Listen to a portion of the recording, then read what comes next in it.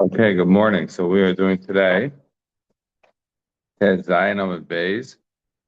And before we get started on the Zion Amud Bays, we have maybe a little bit to say on the outside from what we said yesterday. So yesterday we said one of the things that was not in the Mishnah, nevertheless is clearly something that they used to do on the Taanit brought down in Halacha, is that they used to go to the Beis HaKvar. So the Gemara said, what do you mean they went to the Beis HaKvar? So I gave two reasons. One was to show that we are choshev k'mesim, and one is kadesh yivakshel leinu mesim rachim, that the dead should be asking for mercy for the Jewish people. Those are the two options. The Rambam and Hilchas Tainus, Parak Da Halacha Yud Ches, the Rambam brings down just the first reason. Then why we go to the cemetery in Tainus?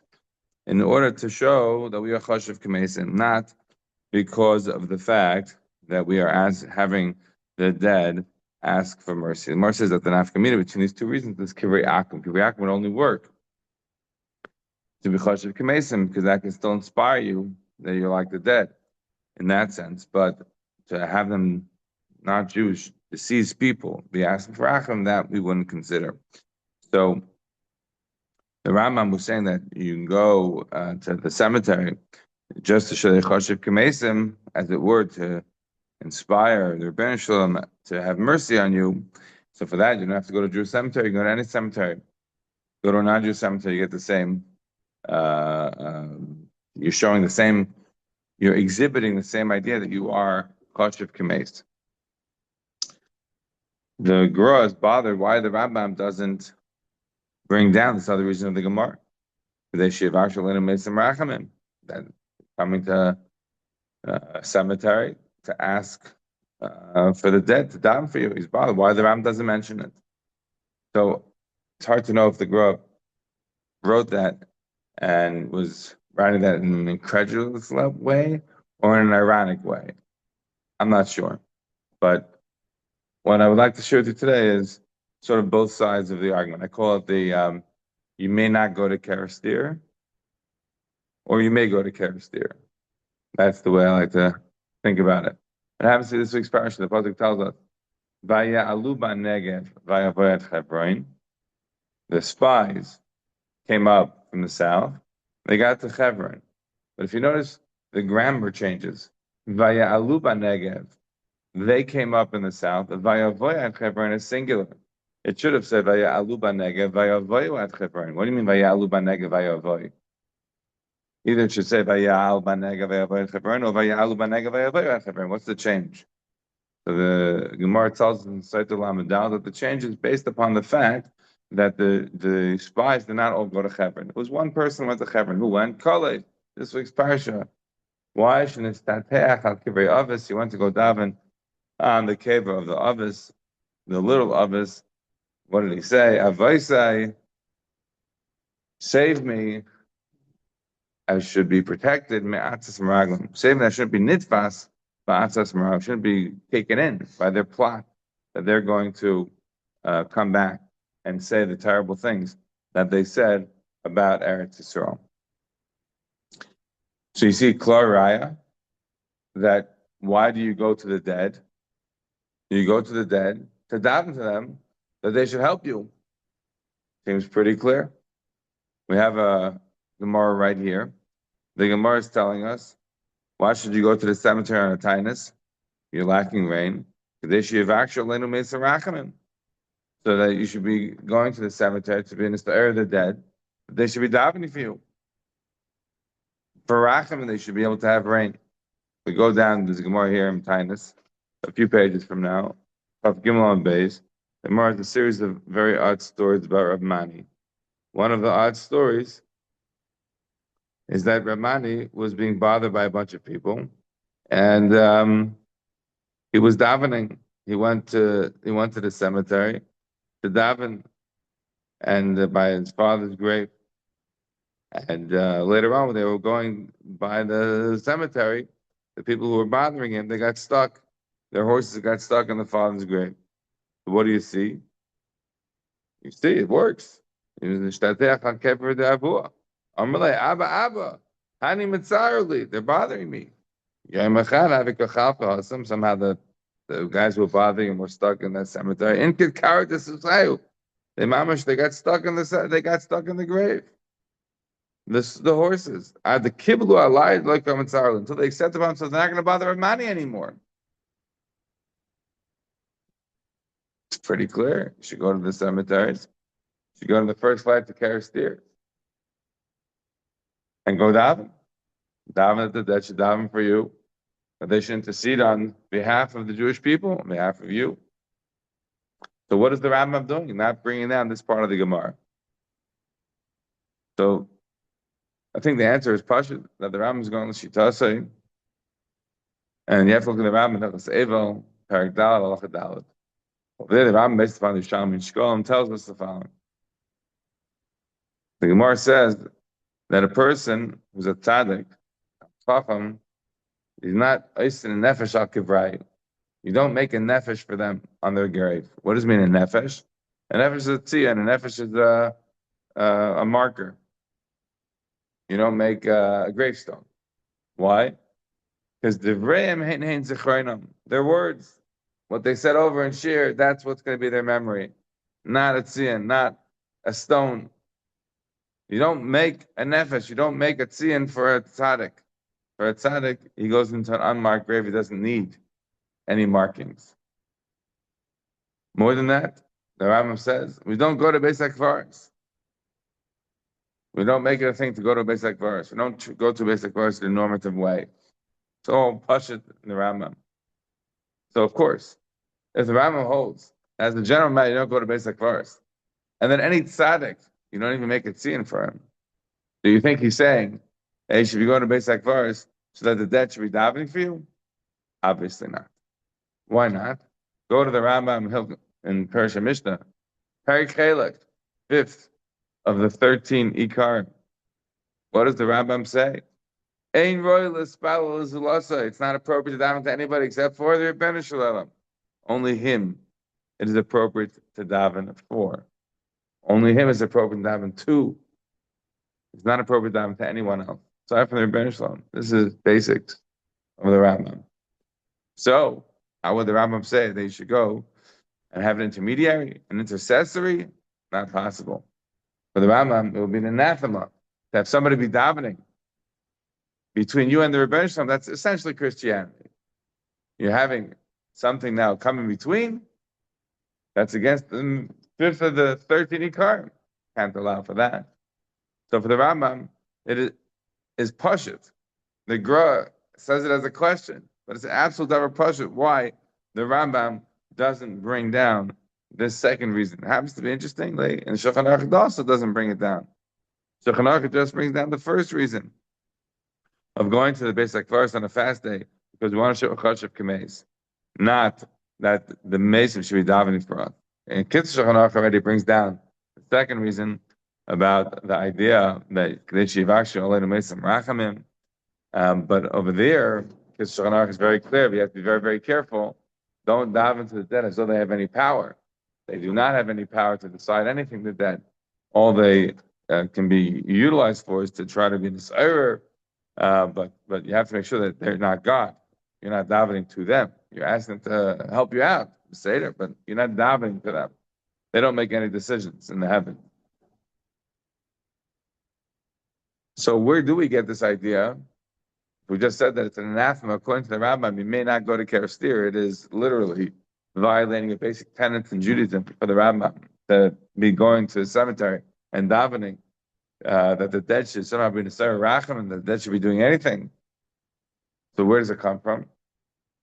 So clearly it came from the Gemara in Sard Lam Dal, we see about Kalev this week's parasha. Clearly comes from this Gemara in Taanit Design. Clearly the Gemara in Taanit Chaf Gimel. But there's also other Gemaras that seem to indicate this. We in fact had in the Amud Yomi in Brachas, Yud Ches, the Gemara over there in the Machlekes. What does it mean? V'amesim yodim me'uma. Do you read that pasuk in an ironic way? That is, v'amesim yodim me'uma. You think the dead know anything? Or do you read it v'amesim yodim me'uma? The dead really know things. So over there's Machlekes. There's a discussion between Rabbi Yana and Rabbi Chia. Rabbi Chia, getting now. Rabbi Chia is like, you don't know. Of course, you don't have basic Pashut Pshan how to read the psukim. The dead know. course the dead know. The more then brings down a story. The more than your chesed brings me down a story. Ma'isa b'chassid echad. Remember the Ma'isa there was about a nameless tzaddik. I'm sorry, a nameless chassid. All right, chassid we're going later on in brachas what it means. The chassidim Moshe and mamish davening 9 hours a day. So Ma'isa b'chassid echad, who got into a fight with his wife and went to go sleep in the cemetery. I always love to point out about this Gemara. They got into a fight with his wife, went to go sleep in the cemetery when? Rosh Hashanah. So let's say even the great Hasidim can get into fights with their wives. They can even get into fights with their wives every Shana. And the fight could be so bad that he can't even stay at home. He has to go sleep outside. And it's so bad that he wants to sleep in the cemetery. That's, you know, hopefully no one has a situation like that in their marriage, but gives hope to even those who do that life's not that bad. Yeah. So that night he hears two girls, two spirits talking. I'm going to go after a party and see what they're going to decide about the year. It's the hak. Hak. People like the hak in the lifetimes. They like it in the dead. Even after the lifetimes are over, they still like to know the hak. Yeah.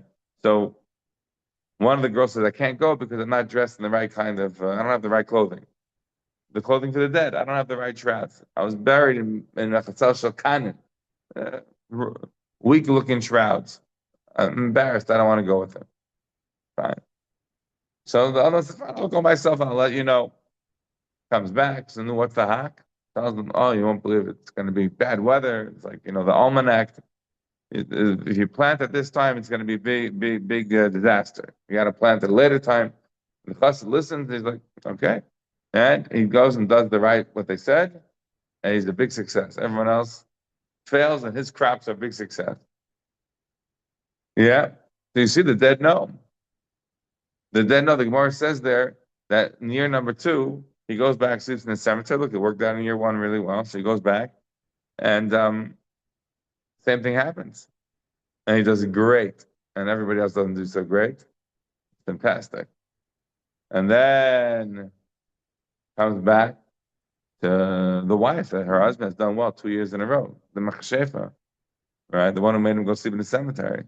So she says, "What happened? What happened? What's your big secret?" So the chassid, he can't hold back from her. She says, "Tells me what happened."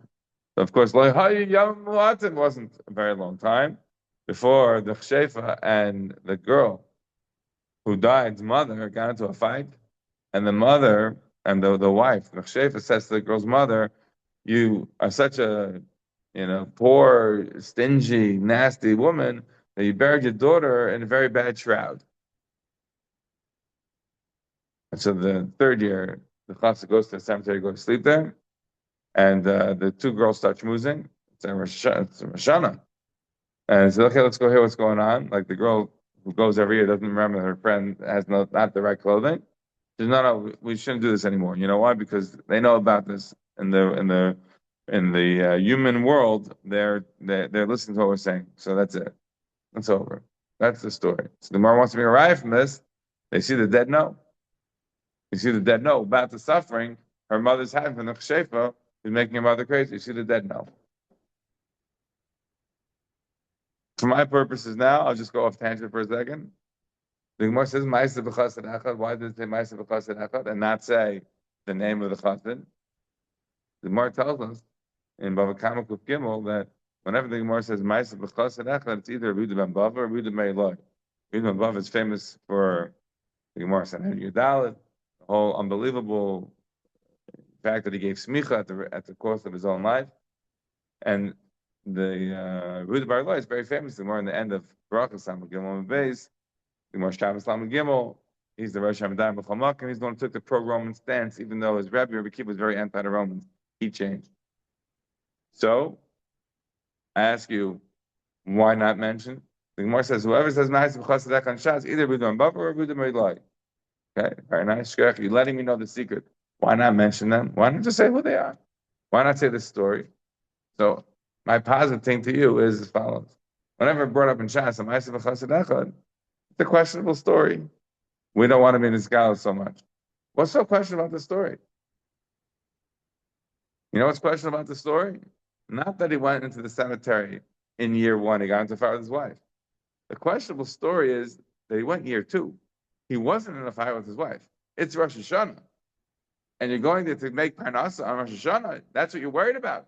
So vital that you're going to go into the cemetery to go sleep there to hear what's going on.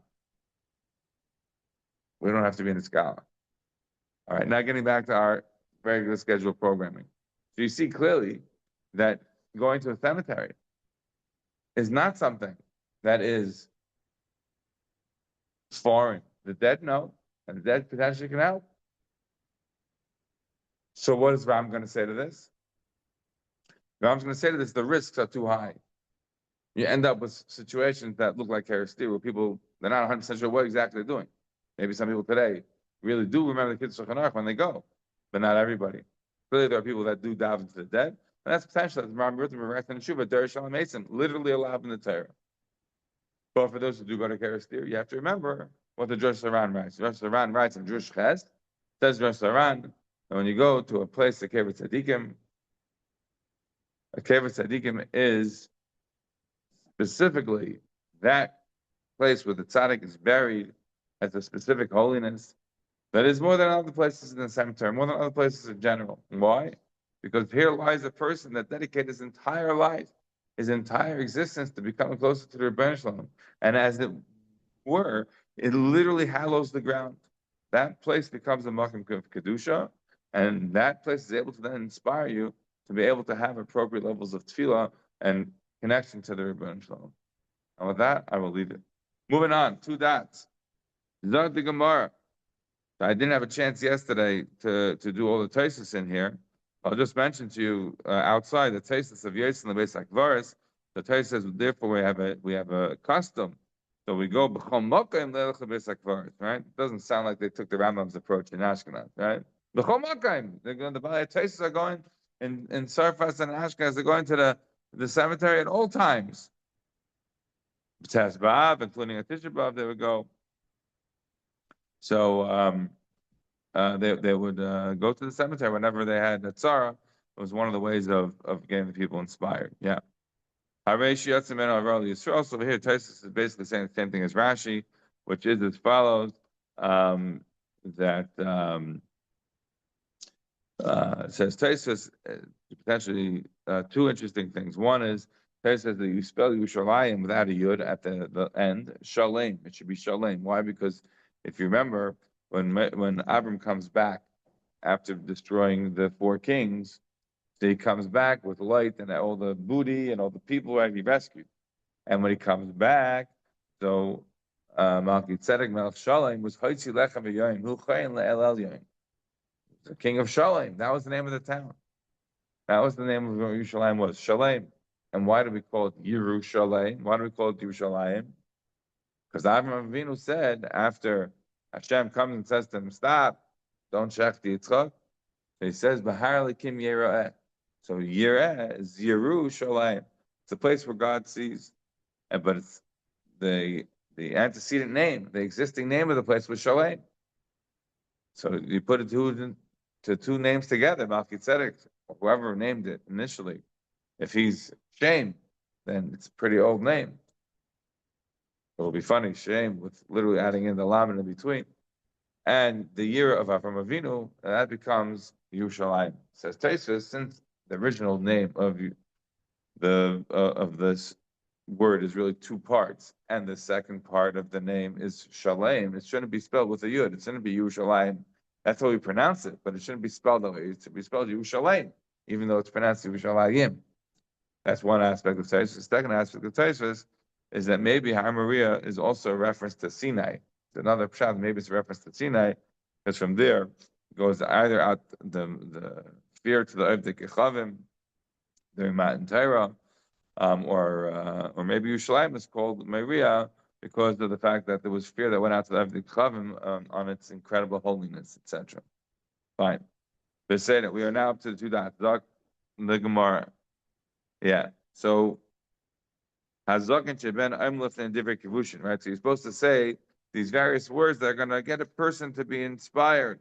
But they gave you the theme. It's not like a speech that you make on your own. They already told you what you should be saying.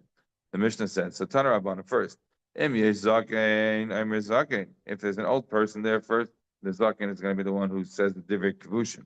V'im lav, I'm chacham. And if there's no zaken, then the chacham says the v'im lav, I'm adam shal tzura.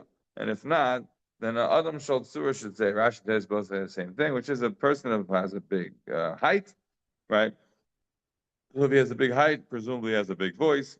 People are going to take him more seriously. It reminds us, Adam Shaltsura of the Gemara in Moed Katan Test. The Gemara over there tells us about Yehuda ben Gerim, that he was Rabbi Shimon Chai's son. Rabbi Lezer was a little bit offended by the sort of riddles that they were telling him.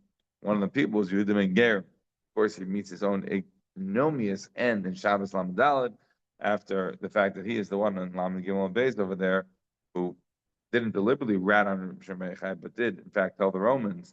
And that story where Yehuda Bar Eloi becomes Rosh Hashanah, he was praising the Romans, and Shemei Chai condemned the Romans. And the one who was schmoozing about it, and from there they heard the Romans got back to them that Shemei Chai had said bad things about them, was Yehuda ben Gerim. And Rav Shimon Chai, when he saw him, even though in my cut he calls him Manashim Soltur, he calls him really a special guy, and he's telling his son Rav Eliezer to take their words very seriously.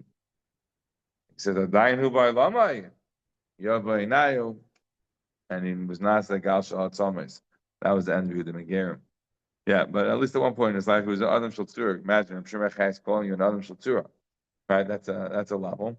So what is a tzura? A tzura is somebody who's a Baal Kema, somebody who is very tall, and he will be listened to.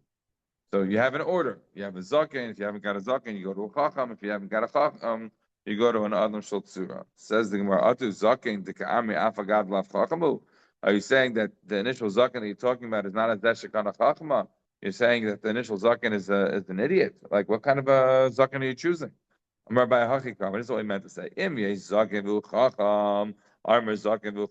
is the first choice. The ideal choice of the person who's going to say the divrei kavushin is a zaken v'chacham. That's the ideal. V'im lav, and if that's not available, then I'm a chacham. Then we'll choose a chacham. V'im lav, and if that's also not available, I'm a adam shel tzura. Then we'll just pick somebody who's tall and has the right sort of bearing. And what's he going to say? Achenu, my brothers, loy sak v'tainis garmim. It's not the sackcloth or the fasting that's going to what? That's going to cause you to do tshuva. It's not like the externals. You're wearing sackcloth. You think that's what's going to make you now good and turn you back to the straight and narrow? No. El tshuva ma'asim tovim garmim. It's not going to change anything. The fact that you're putting on the accoutrements of fasting is not going to change anything. What do you need to do in order to be able to get to Azal level where HaKadosh Baruch Hu is not going to change his mind about hurting you? You have to do tshuva. You have to do ma'asim tovim. Just wearing the externals doesn't do anything. This is what we found in Ninveh. Never behen. Doesn't say over there by Ninveh, Vayar Elokim as Sakam as Taanit. Plus doesn't say that Hashem saw their sackcloth and fasting. Ela Vayar Elokim as Masem Kishav Midakim Ara. Hashem saw their new deeds, that they had become better people, that they changed. So once we're already talking about Ninveh, so we'll do a few more psukim about Ninveh. V'yiskasu Sakim on the They made the people and the animals wear sackcloth. That's the Pashup shot. The Gemara Darshan on is my Hava Avda. What exactly did they do? Do you think they were putting on sackcloth on the animals? So there's Masha from the Gemara that wasn't literally sackcloth they put on the animals. Maybe the humans had literal sackcloth, but the animals they did something else. What did they do? They took the mothers away from the children and they put them up in different pens. And obviously the pain of the mother, right? The Gemara in Psachim, right? The Gemara in Psachim Zion over there, right? Where Rabbi Shimon Chai actually wants to be learning from Akiva. Akiva's in jail. Akiva says he can't learn Torah. It's also you're going to get killed. And Shimon Chai is basically threatening him that he's going to tell the Romans that he's going to get him into trouble. He says, "You don't think I want to teach you Torah? I don't want you to get hurt. More than a calf wants to nurse," says the unbelievable line of Akiva, is the cow wants to nurse it. So obviously it's in huge pain. The cow needs to nurse, and the calf is thirsty. That's what they did. They ushered up the mother calf away from the baby calf, the mother cow away from the baby calf, so that each one would be in tremendous pain to increase the suffering, as it were, make Hashem have mercy on the people of Nineveh. If you're not going to have rachem on us, we're not going to have rachem on these animals. Yeah, what's another pasuk there in Yaina? They called out Hashem in a strong voice. It seems like. So the Gemara wants to darshan. What did it mean? What was the strong lashon that they used against the Rebbeinu Shalom that he has to listen to them? My Amor. What did they say? Amor l'fanav Rebbeinu Shalom. They said as follows: Olav v'she'ena olav. If you have somebody who's more submissive and somebody who's less submissive, or tzaddik v'rasha, or tzaddik and a rasha, mi nidcha mipnei mi, who bows to the other. Obviously, the rasha is the one who's dominant. Obviously, the person who's not submissive is the dominant one. So Rebbeinu Shalom, we're, as it were, Rishayim, right? We're like the dominant one. So please bow before us, do our bidding, and be nice to us and save us. Do not hurt us. Yeah. And they return, right, from their evil ways and from the robbery that was in their hands. What does it mean, the robbery that was in their hands? Says the Gemara, even if somebody stole a beam, and he put it up into his house, you have to knock down the whole house, and return the beam to the owner. This is actually very interesting. Gemara, a couple of things. Number one, the Gemara Gittin and Ham base brings down the side of the Gemara doesn't mention it, but I'm telling you, this is literally the Gemara and Gittin and Ham base. Over there, the Gemara says that someone who's Gazal March, the idea of being Mekakeh Kalabira, in order to return the march back to the Bailov, that is the opinion of Beis Shammai. Beis Hillel disagrees. Why does Hillel disagree? Because it says, we know that until you have a shinoi in the chayvitz that you stole, you're not kainet. We're not dealing here with years, just partial, forget years. If you have a chayvitz, you stole something, you stole wood. If you changed the wood, you made something out of it, now you made a bookcase, you have a shinoi that you did, so you're kind of mitzvah the shinoi, and there's no mitzvah anymore of to return the thing that you stole. The mitzvah is now what you have to pay back the dump. That's the only recompense that you could provide. But if you stole the thing and the thing is still be'end, it's exactly as it was, then the mitzvah is to return the thing itself. Now, what happens if you put the beam, let's say you stole a beam, and you put it in your house? You don't change the beam. There's no shino. It's just a part of the house. You put sheetrock around it, so you don't see it.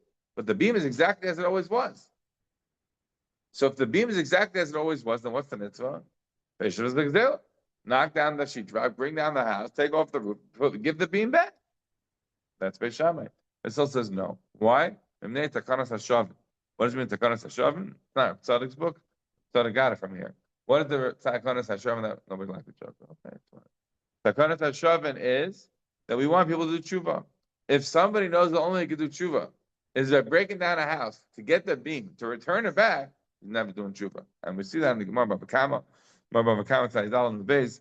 Unbelievable Gemara over there. You look up the Gemara, it's also a very relevant Gemara to our formation of the Mishnah topic that we did on Sunday some months ago. If you look over there, Tesis is very relevant to that. But for our purposes right now, all we're going to say is that if you have a beam and you put it in the roof of the house, no shinoi, you do not have to take it down. We pass on the sill because we want a person to be doing tshuva, and if he knows he has to break his house down in order to get tshuva, he's never going to do anything. So therefore, in order to ensure tshuva, we do not require that. Just pay the dam and you're done. So we literally cancel out a pasuk in Chumash in order to ensure that somebody's going to do tshuva.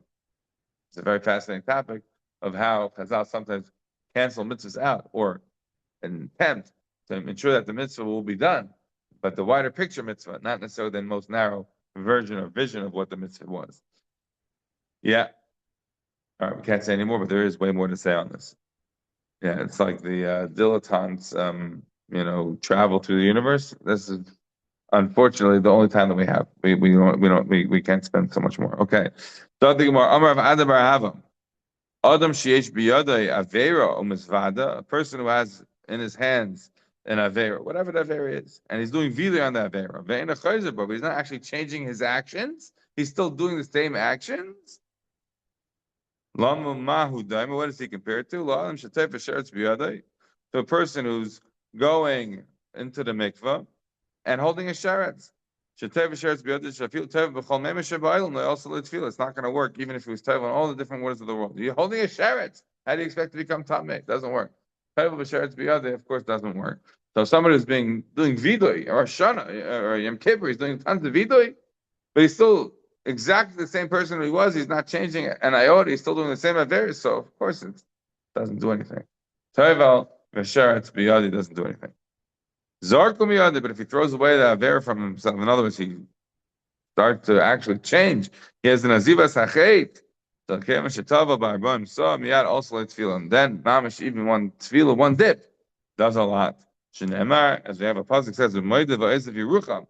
Somebody who is meider, somebody who is admitting to what he's done wrong, and he's abandoning the chait, so then Yerucham, he's going to have mercy. Another pasuk, Nisa Levin al Kapayim, El Bashamayim, right? We lift up our hands to the Rebbeinu Shalom.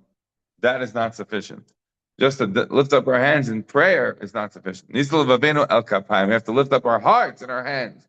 We have to change our actions. If we change our actions, then we will get a kapar. Zatimar, two dots. Tanarabanan amdu betfilah. And we are standing in davening. We are standing in the middle of davening, right? And you have to figure out who should be the chazan. So even if you have somebody who's a zaken and is the chacham, nevertheless, just because you have someone who's a zaken and a chacham, he doesn't go to daven for the amid. Ella Adam Haragil, but rather you have to have somebody who knows how to daven. He's ragil in daven. Yeah. Says the Gemara, Yehuda Emer, Mitupa ve'enlei. This is relevant, really, not, it's a general matter, right? If you look in Shulchan Aruch, Harachaim, and Gimel, we talk about these halachas as a general matter. Who is appropriate to go to daven? But for our purposes now, we're also focused on the tainus, on the idea of being rachamim. So Yehuda says, who are we looking for? Somebody who's mitupal, somebody who has children. He has to be mitapal with them. He has to deal with them, but he hasn't got any money. He hasn't got any food. But he has maybe a job in the field. The base his house is empty. We're gonna have to explain what that means on Amud base, but basically means that he didn't have youthful indiscretions. He was a nice guy even when he was a kid. The Shafal Berach, he is a humble person, right? That's the reminds us of the Gemara in Sanhedrin. On Peches, somebody who is a Shafal Berach, Shafal Kema, somebody who is very modest. Yeah, and people like him. He has a sweet voice, right? We ask for Hashem to make the Torah sweet. Remember, in those days, the Chazan didn't just down for the Amud, he also lame. So you have to know how to be able to read. I mean, this guy's like, he's not just the Chazan, he can also darshan, he knows Midrashim, halachas, agadata. It has to be a buck in all the brachas, right? Because remember, at the back of the Gemaras and brachas, we talked about on Chavtes, right? The situation of Yechon and Kayagadol, right? People who are tzedukim could be taking the amid. We don't know what they're saying, what they're meaning. People who were not interested in saying Velam Alstinim, right? We had Shmuel Akatan, he was metaking Shmuel, the bracha of the tzedukim. So, but then he didn't remember it, but they let him stay because maybe he already started it because they trusted him. He wasn't a Yechon and Kayagadol. These were concerns. You have to be a buck in all the brachas. And we don't want people to make mistakes. They didn't have written prayer books. That's how people can make mistakes. They didn't have written prayer books. They have to be a bucking. Now, when they heard all the different requirements for Zach Chazan, that he was a Zach person. Sometimes it ends up being a negative thing, right? They end up killing him. But sometimes it's positive, like over there, the Gemara in Sanhedrin on Peches. Over there also it says a Shofar Berach, and says in the Yov Beinayu, they found a person they thought lived up to this kind of a level, and it was not a negative looking. Sometimes the negative looking is the Ayin Hara. That's not what we have over here. Now we turn the page. 2 says Zayin on the base. Says the Gemara, practical Gemara question. When you said that somebody has to have kids and have nothing in the house, the house has to be beer, right? Old Mother Hubbard's cupboard. So if that's the situation that we have to have, isn't that exactly what we said? Remember what we said? One of the things that we required, we said there has to be a metupel ve'enlai and v'yeshli gibasana ubeisei reikam. So if somebody has to be a metupel, he has to have kids, then he has to have family that needs things, and they have nothing, and he has to have an empty house. Isn't that the same thing? What are you telling me that's new? Says the Gemara, no. Amar Chizda zel shebeis rekim and aveira. When we say beis rekim, it's not merely we're talking about the physical house has to be empty. We already said mitupel ve'enle. He doesn't have anything in the house. So what do you mean beis rekim? His house has to be empty from aveiras. And in fact, in Nun Gimel there in Shulchan Aruch, we bring down some of these things in the halacha. And the graphic way that it's put there in Shulchan Aruch is if you have a choice between a zogay who has a kailei arev, but he's an ama aretz gomer, he has no idea what he's saying, but he has a nice voice. He can have it nicely, but he has no idea what he's saying. He just knows he knows how to sing the songs nicely. But he's a zogay, and has a nice voice, but he's an ama aretz. Versus a ben yud gimel shana, somebody who's 13 years old and who doesn't have a kailei. Or he doesn't have a sweet voice, but he knows everything that he's saying. He knows every word, the meaning. What do you pick? Doesn't show it. We go with the kid. That shows you in the ranking of the person that you want as a chazan. You want somebody who actually understands the words that he's saying, because otherwise it's just thought. Doesn't really get at the heart of what we're trying to do in the middle of davening. He's not thinking about who dots. Amar Abaya. What does Pirkei Noah mean? It means that somebody who didn't have a bad name go out about him when he was young. He didn't have youthful indiscretions. Right? He didn't listen to the part about Kahela saying that, smach bochor b'yaldu secha. He listened to the second part, right? But you should know that you're going to come to the day of judgment. You don't get out of it.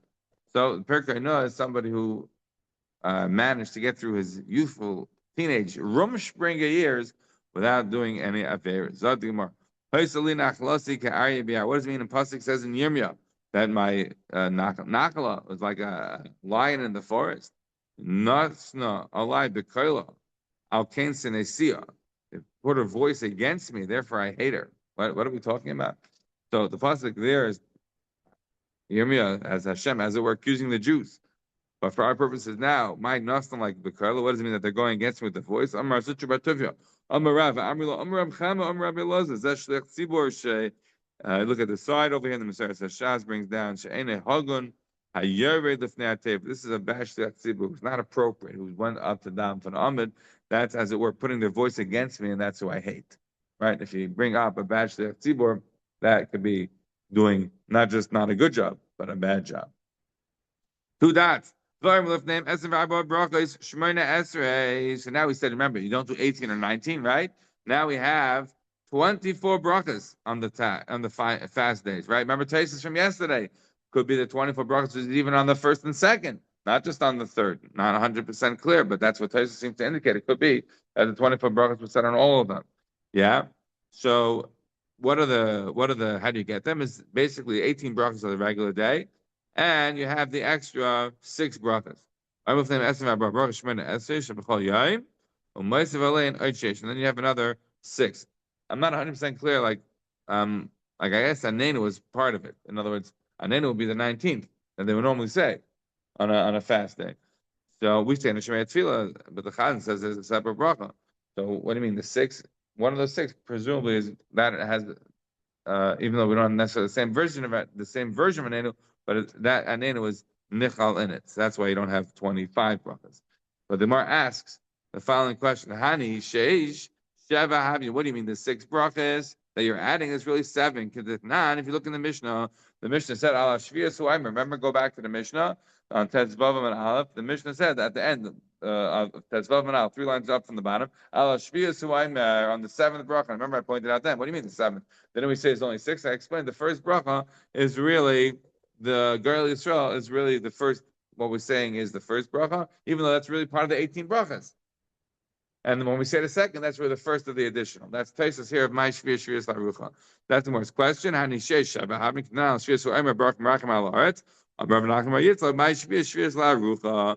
We mean the 7th bracha in terms of adding on additional length, because the first bracha is Girl Yisrael. Girl Yisrael now becomes a very long bracha, and therefore that is what we would consider to be the first, but it's not a separate bracha. It's part of the 18, right? Goel l'Raife is where we do the 6 brachas, but Goel itself becomes a longer bracha. So that's what means Al Shviyas. Al Shviyas is really Shish's bracha, right? Shish's is really the 5th bracha. The 5th is really the 4th. And that's Taisus over here Tesh tries to explain why each bracha is chosen. Why the first one is the first edition, the second is the second edition. Tesh tries to connect it to the shayfers and the zecharinis. We don't have time to do that now.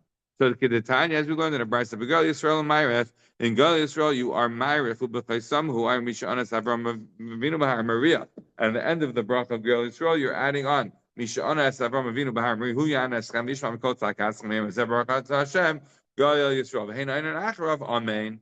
V'chazana Knesses Omer Lahen Tiku B'nei Aaron Tiku, and the Chazan says afterwards to blow the shofar, because you blow the shofar after every one of these 6 brachas.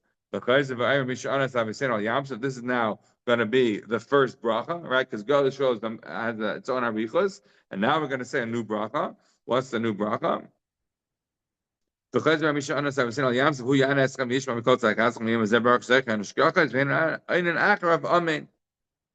They say Amen. Hariu b'nei Aaron Hariu, and they now tell the people to blow. One says